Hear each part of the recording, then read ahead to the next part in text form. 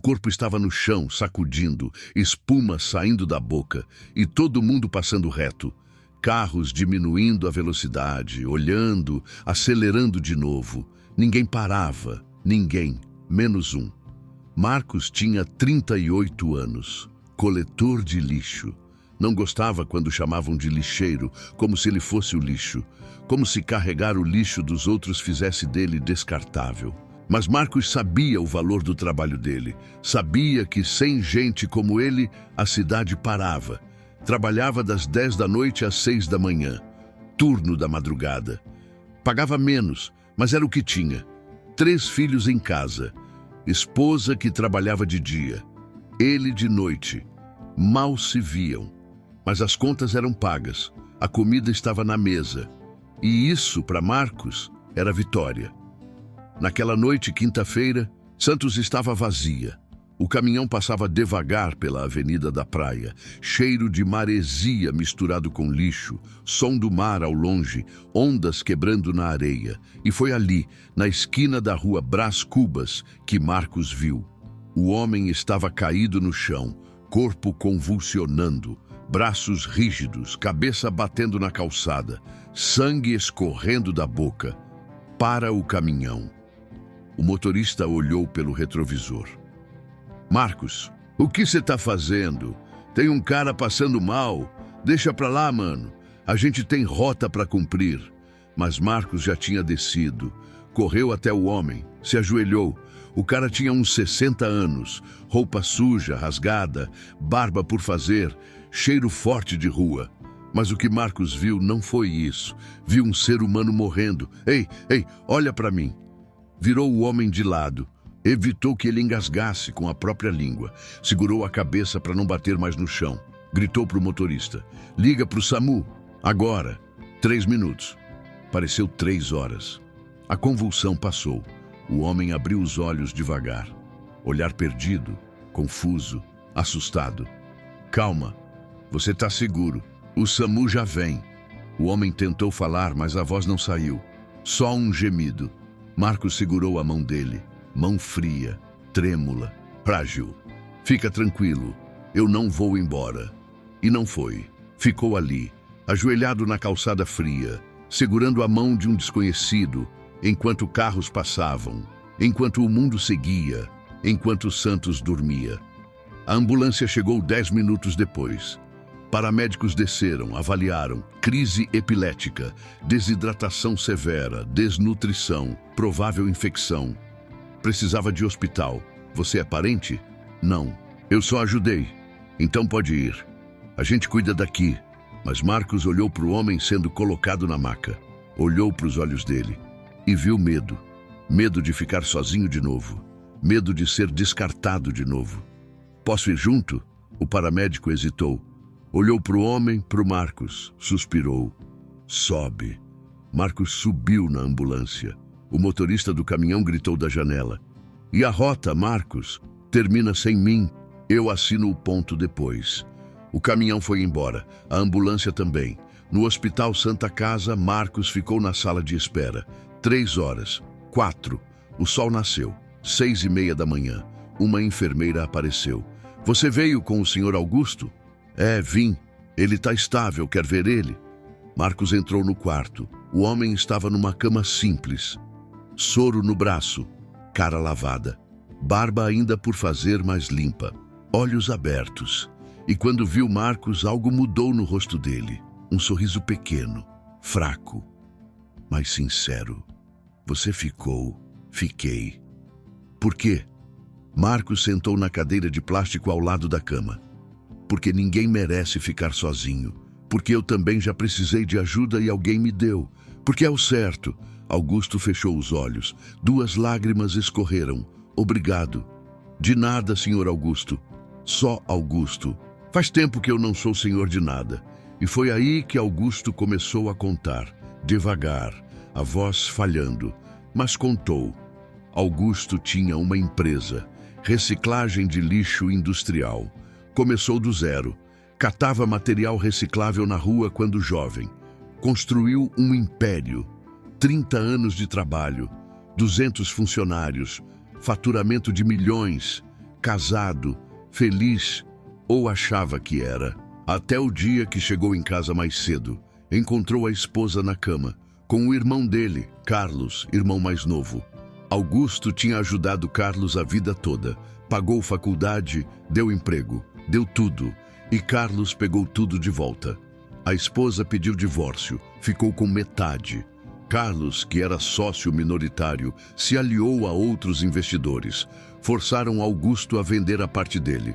Preço baixo. Processo judicial sujo. Augusto perdeu. Perdeu a empresa, a esposa, o irmão. Perdeu tudo. Entrou em depressão, pesada. Não comia, não dormia. Tentou recomeçar, não conseguia. O dinheiro que sobrou, gastou em advogados que não resolveram nada. 1 ano depois, estava na rua. Literalmente, sem teto, sem família, sem dignidade. 5 anos, Marcos. 5 anos na rua. E sabe o que dói mais? Não é a fome, não é o frio. É ser invisível, é as pessoas passarem e fingirem que você não existe, é virar lixo para os outros. Marcos apertou a mão dele. Eu sei o que é ser invisível. Chamam a gente de lixeiro, como se a gente fosse o lixo, mas a gente não é. E você também não é. Augusto olhou para ele. Você tem família? Tenho.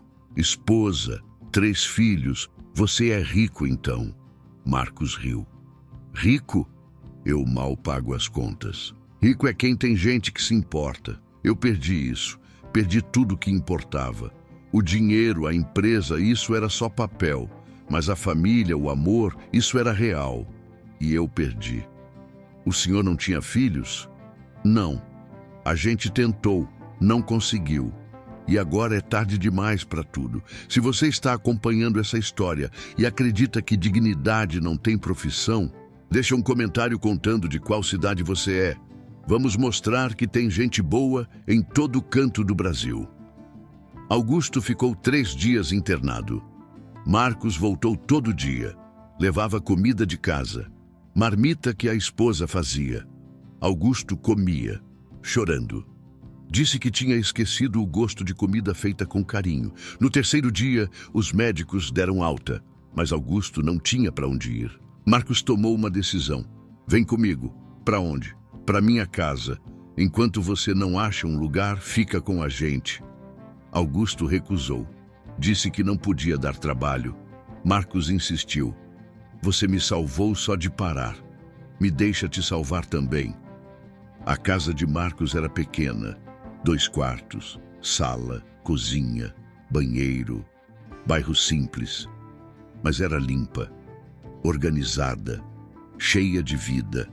As crianças correndo. A esposa, Jéssica, cozinhando. E quando Marcos entrou com Augusto, Jéssica não perguntou nada, só disse: bem-vindo. Augusto dormiu no sofá, mas pela primeira vez em 5 anos, dormiu num lugar quente, seguro, com gente. Nos dias seguintes, Augusto ajudou no que podia. Lavava a louça, varria o chão, brincava com as crianças e, aos poucos, a vida voltou. O sorriso voltou, a esperança voltou. Uma noite, Marcos chegou do trabalho e encontrou Augusto sentado na varanda, olhando para o céu, pensativo. Tudo bem? Marcos, eu preciso te contar uma coisa. Pode falar. Eu não sou pobre. Quer dizer, eu estava na rua, mas eu ainda tenho dinheiro. Muito dinheiro. Marcos sentou, confuso. Como assim? Quando eu vendi a empresa, sobraram 8 milhões de reais. Eu gastei 2 milhões em advogados. Gastei outro 1 milhão em bobeira, depressão, tentando preencher o vazio. Mas ainda sobraram 5 milhões. Tá tudo numa conta que eu abandonei. Eu simplesmente desisti. Desisti de tudo. Deixei o dinheiro lá e fui para a rua. Porque dinheiro não salvou minha vida. Não trouxe ninguém de volta. Não preencheu o buraco. Marcos ficou em silêncio, processando. Mas você me salvou, Marcos. Você, que ganha salário mínimo, que luta todo dia, que tem 1000 motivos para passar reto, você parou.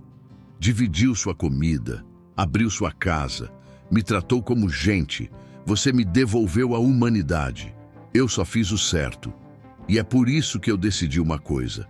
Eu vou morrer em breve. Não sei quando, mas eu sei que não vai demorar. A rua acabou comigo. Meu corpo tá cansado e eu não tenho ninguém, nenhum filho, nenhum parente que preste.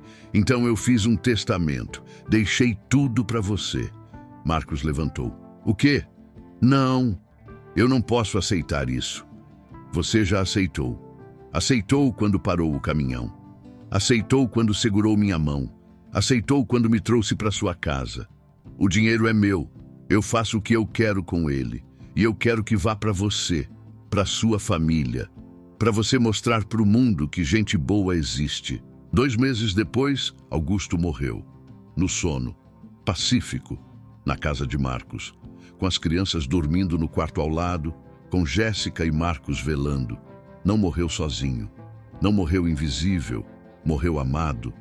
No testamento estava tudo. 5 milhões de reais, 2 propriedades e uma carta. Marcos, se você está lendo isso, é porque eu parti. Obrigado. Obrigado por ter me visto. Obrigado por ter parado. Obrigado por ter me lembrado que eu era humano. Esse dinheiro é seu. Use para viver, para dar uma vida melhor para os seus filhos, mas se puder, use também para ajudar outros. Pessoas como eu. Pessoas invisíveis, pessoas que a sociedade descartou. Você me ensinou que dignidade não tem preço, que trabalhar com lixo não te torna lixo, que o caráter de um homem não está na roupa que ele veste, está no que ele faz quando ninguém está olhando. Obrigado por tudo, Augusto. Marcos chorou, Jéssica chorou, mas não choraram de tristeza, choraram de gratidão. Choraram porque aquela dor tinha significado. Nos meses seguintes, Marcos usou o dinheiro. Comprou uma casa maior, pagou faculdade para os filhos, mas guardou 3 milhões. E com esses 3 milhões, abriu um instituto. Instituto Augusto Tavares. O instituto oferecia 3 coisas. Primeiro, abrigo temporário para pessoas em situação de rua. Segundo, curso profissionalizante. Terceiro, apoio psicológico. Mas tinha algo especial. O Instituto contratava ex-moradores de rua como funcionários, dava dignidade, dava propósito. Em 2 anos, 120 pessoas passaram pelo Instituto, 80 conseguiram emprego, 50 se reconectaram com família, 10 abriram o próprio negócio. Uma das funcionárias era Clara. Tinha vivido na rua por 3 anos, agora era coordenadora do Instituto. Numa entrevista para a TV local, perguntaram: o que esse lugar significa para você? Significa que alguém viu a gente, que alguém parou, que alguém lembrou que a gente é gente. O Marcos fez isso pelo Augusto. E agora a gente faz isso por todo mundo que chega aqui. 5 anos depois da morte de Augusto, Marcos estava no instituto quando recebeu uma carta. Remetente: Carlos Tavares. Abriu com as mãos tremendo. Marcos, meu nome é Carlos, irmão do Augusto. Não nos conhecemos, mas eu sei o que você fez. Um advogado me procurou. Disse que Augusto deixou tudo para você. No começo, fiquei com raiva. Achei que você tinha se aproveitado do meu irmão. Mas aí eu pesquisei. Vi o instituto, vi as vidas que você mudou, vi que meu irmão escolheu certo. Eu passei 5 anos achando que eu tinha vencido. Fiquei com a empresa, com o dinheiro, com tudo, mas eu perdi meu irmão, perdi minha humanidade. Fiquei rico e vazio. Você ficou rico e cheio, cheio de propósito, cheio de amor, cheio de vida. Eu não mereço perdão. Mas queria que você soubesse, meu irmão morreu feliz e foi por sua causa. Obrigado por ter feito o que eu nunca fiz. Obrigado por ter amado meu irmão quando eu o joguei fora. Carlos. Marcos leu a carta 3 vezes. Jéssica perguntou: vai responder? Não sei. Ele destruiu a vida do Augusto, mas o Augusto perdoou todo mundo antes de morrer. Ele não carregava raiva. Talvez você também não deva, Marcos pensou. Pensou muito e 1 semana depois respondeu: Carlos, seu irmão me ensinou uma coisa, que todo mundo merece uma segunda chance, que ninguém é só o pior erro que cometeu. Se você quiser ajudar, tem espaço aqui, tem gente precisando, tem trabalho para fazer. Marcos. Carlos apareceu 2 meses depois. Doou metade da fortuna dele para o instituto. Virou voluntário. Trabalhava aos sábados, servia comida, conversava com os moradores, chorava, pedia perdão para o irmão que não estava mais ali. E Marcos, o coletor de lixo que parou numa madrugada de quinta-feira, que segurou a mão de um desconhecido, que dividiu sua casa, sua comida, sua vida, olhava para tudo aquilo e entendia. Entendia que a sociedade descarta a gente, chama de lixeiro, chama de mendigo, chama de invisível, mas entendia também que algumas pessoas veem, algumas pessoas param, algumas pessoas salvam. E essas pessoas são a diferença entre um mundo frio e um mundo humano. Numa tarde, Marcos estava na porta do instituto quando um caminhão de lixo passou. Os coletores acenaram. Marcos acenou de volta e pensou em Augusto. Pensou na noite que tudo mudou. Pensou em como um gesto simples pode salvar uma vida e sussurrou para o vento, sabendo que Augusto, onde quer que estivesse, ouvia. Obrigado por ter me escolhido, obrigado por ter confiado, obrigado por ter me ensinado que dignidade não tem profissão, que amor não tem preço e que a maior riqueza não é o que você tem, é o que você dá. E essa é a verdadeira fortuna. Em cada pessoa há uma dor e uma verdade. Obrigado por acompanhar mais um capítulo de As Injustiças da Vida. Se você acredita que cada pessoa tem uma história que merece ser ouvida, se inscreva no canal, ative o sininho, compartilhe essa história, porque histórias de perdão e recomeço precisam ser contadas. Sempre. Amanhã, um novo capítulo te espera. Obrigado.